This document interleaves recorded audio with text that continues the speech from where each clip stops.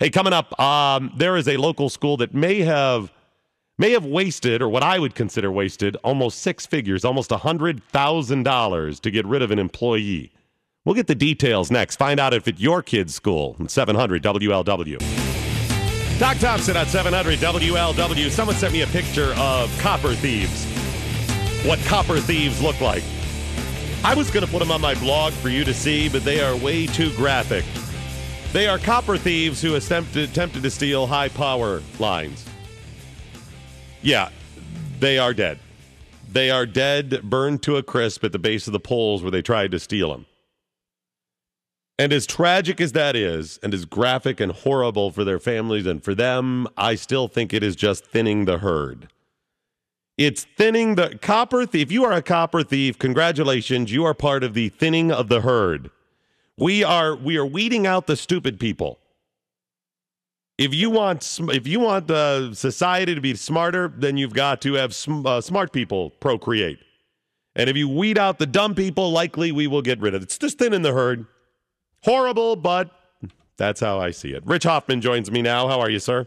Hey, I'm fantastic. Now the doctor's back in the house. Well, I appreciate that. I hope you had a good Christmas. Oh, yeah. I had a good Christmas, but I also had a very active Christmas Eve where I received a lot of Lakota emails from people trying to tip us off on what's going on out there. Yeah, some odd things. Rich does a great job keeping us up to date on what's going on in Lakota School District. He has the No Lakota Levy, but tells us a lot of other things going on, and I hope other people will send me info, too, as we get it. It's hard to keep track of every district, but oh yeah, you've got an employee, they had to give him $90,000 to go away. Well, that's the bomb. You know, we've covered. We don't. It's not that we're picking on Lakota, but it's a big district. It's the largest district in Cincinnati, and and as goes Lakota, so does a lot of other districts. So, it's important to analyze how these things happen, and they're always telling us that they're spending our money carefully and all that. And we've covered here on the big one. Whenever they hired a new treasurer, they paid her $40,000 finder's fee, and then plus her salary. Then they went out and spent $43,000. They paid her the finder's fee? No, they paid a firm. Oh, a firm. Okay, which was about right. The way that they initiate, how they go about hiring people. And they did the same thing for the superintendent. $43,000, and this is all within 6 months. And now we find out that there's been a payoff to the former public relations director of $90,000 to disappear. Why would they have to pay him? They wanted to get rid of the person, fire him? Well, that's the thing. And, the Pulse Journal, Steve Matthews has done a great job up there of really digging into this story, because when this came out, I was like, what's going on? And then the school sort of brushed over it and said, just move along. Pay no attention to that man behind the curtain. Move along. He did some digging and asked some questions, and he has a records request out there, and they haven't been very forthcoming with the information.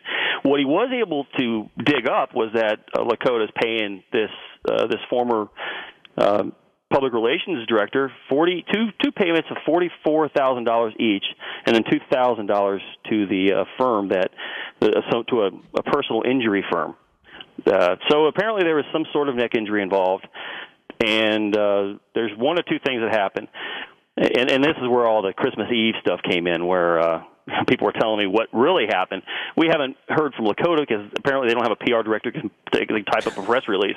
Wow. So we don't know what's going on from them. But what we've been able to dig, and what people in the community have been saying, is that this employee apparently had a neck injury. He suffered at the school, and for some mysterious reason, the school didn't take her to court and challenge it because they could have.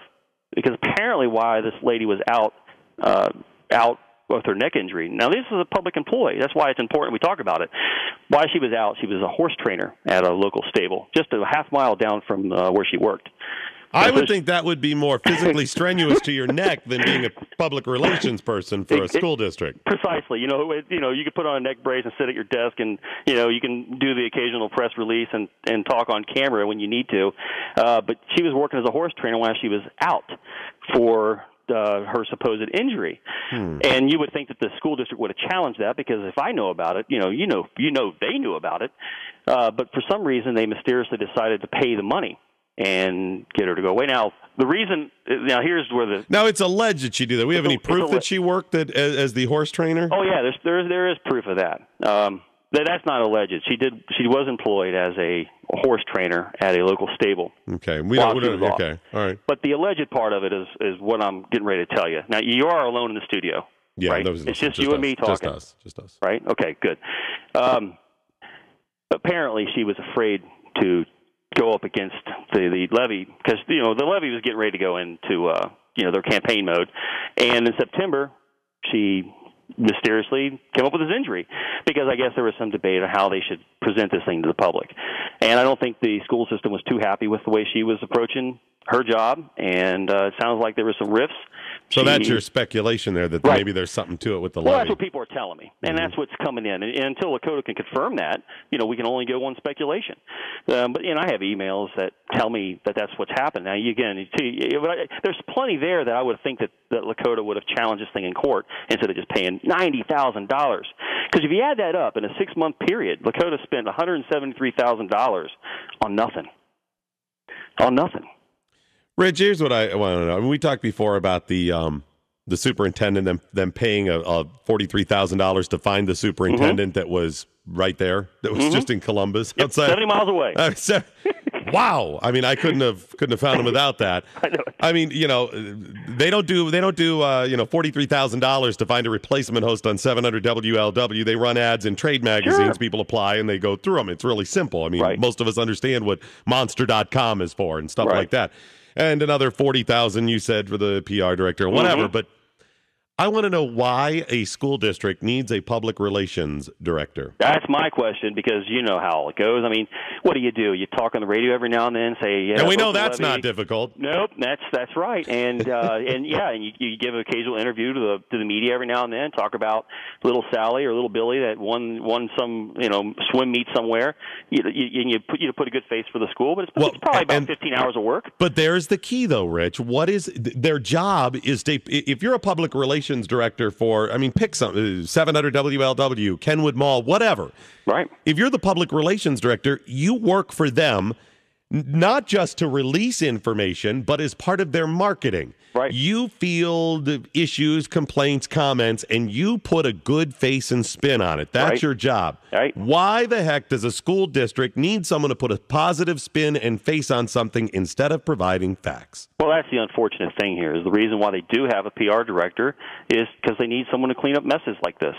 And as far as information, though, Rich, should be open. Right, exactly. The principal, who is the administrator of any school, the superintendent, who's the administrator of a district, it's quite easy for them to put out, in today's world, an email, a press release. Here you go. Here's the information. If there is something so significant, like, God forbid there to be a crime or a shooting or something at a school where they have to talk, they're going to pull those people out quite often anyway, right? Right. Put them out there. Go speak. Exactly, and there's no reason why there has to be any cloak and dagger tactics with this $90,000 payout. What you need to do is just the superintendent should just say, if there's nothing to it, just tell us what it is. But the silence means there is something to it. And even to this day, the Pulse reporter that's trying to get this records request hasn't been filled, and it's been out there for a couple of weeks now. And all it takes is someone to pull the records and hand them over and say, "Here's the deal." But the stall tactics means they're trying to hide something, and that's the only speculation you can come up with. And then I get this flood of emails that tell me, "Well, this because of this, and it's because of that, and she didn't like her, and she didn't like her, and this it's all this crazy stuff going on." And then you find out that this money goes to a personal injury firm, and then it just goes and snowballs out of control. So they need a PR director to handle this kind of stuff because they don't have the confidence themselves to come out and explain why they're spending millions and millions and millions and millions of dollars. And although I recognize that it's a holiday break and Christmas and the different things going on to districts, so maybe they're not fully staffed or whatever, I would think a superintendent, when it comes to an issue that is this significant about a public employee and money, public money. This is not school money. This is not district money. This is public money, that they would simply say, here are the facts. It's quite simple. The superintendent could sit down today, type up an email that would take no more than 20 minutes, put it out there, mass release to people, and there you go. Hey, if you're paying $250,000 in total benefits compensation to a superintendent, she ought to be able to do that. I would think so. Seriously, I've said it before when it comes to these PR directors. It simply shows that they've created these little fiefdoms where they want to protect it. They want to, keep the spin on it. in order to keep us believing that they need the money, that we've got to pass the levies, all of this garbage. That's part of their game. Totally useless position, in my opinion. But you know what they're paying these people? You know what this position is going to pay? Because they're looking for another one. They pay $69,000 to $94,000 based on experience. That's a pretty good gig for 15 hours of work a week. Hey, James, I want you to put on a long record because I'm going to be PR at Lakota. Rich, I don't know why you question this stuff. The school district is just in it for the children. We need. What about the children, Rich? See, I could be the PR director. You should. Rich, it's a shame that you are so insensitive that you hate children. People are trying to tell me I should apply. See that? You could do it, Rich. Come on. All you have to do is say, what about... Here, try me. Ask me any question. Rich, what about the children? It's for the kids. Really? You hate You remember when the Ryan Fair camp issue? Laura was the one that had to handle that case when they had the child molester from... this was about a year ago that this thing broke. And she had to come out and go on camera and say, well, we acted on it as soon as we found out about it, and, blah, blah, blah. That's all you have to do. That's what I'm saying. Tried our best. For $69,000 to $74,000, to $94,000, I'm there. Rich, I'm there. In a second, but you know how you're on radio. You know how much PR work is involved, and if you have news every day, there's not more than 15 hours of work. My neck, my neck. I'm good. I'm 3 years of salary. There you go. Right. Well, that's the thing is, we get a school levy. I don't know if I can handle this. This is going to be tough. I have to talk about things. There's a lot of holes, and I don't know if I can cover them all. So I have a neck injury. I'm going to go now work as a trainer down the road at the stable.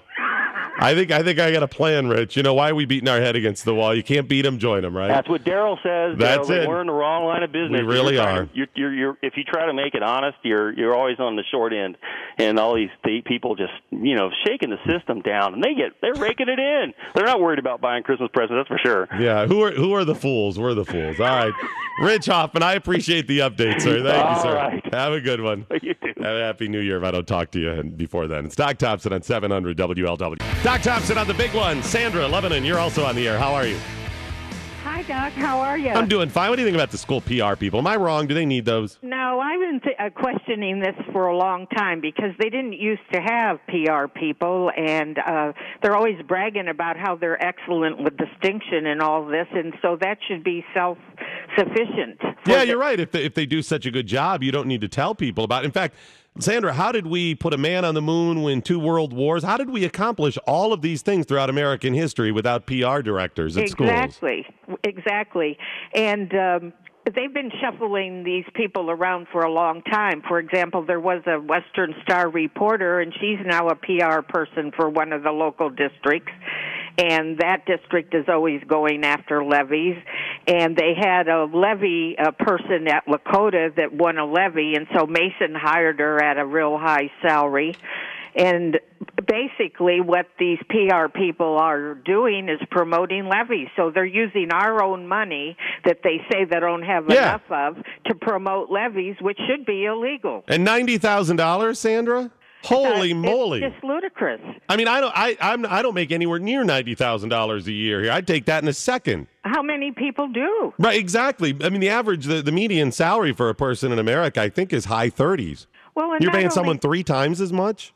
Double? Not only that, there's so many retired people. I believe I read a statistic that over 70% of the people in Lakota don't even have children in schools. Mm-hmm. Many of them are retired, and they're asking these people on a very low fixed income to pay $90,000 salaries to PR people whose job is basically to promote levies. Well, and Sandra, do you think we're better educated now? Kids learn more? I wouldn't think so. In fact, let me give you an example, Sandra. This is a story I just found this morning out of the state of Washington, and I appreciate your call.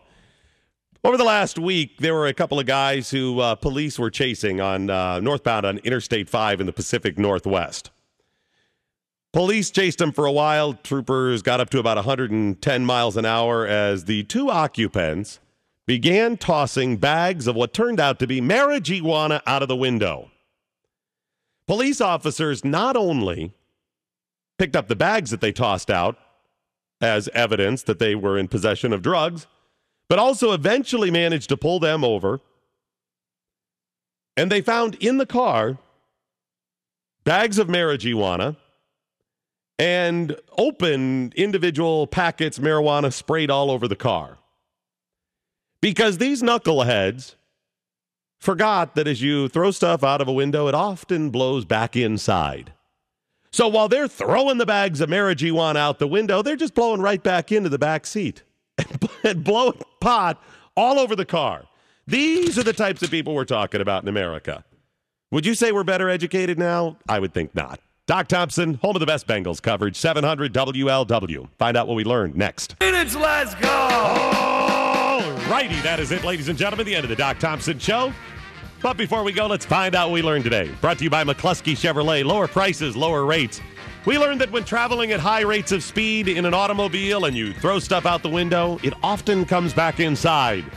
We learned that contractually, Doc cannot change the format of 700 WLW, but could be artificially inseminated. We learned that in the UK, stars sparkle like vaginas in the sky. We learned that copper thieves are part of the thinning of the herd.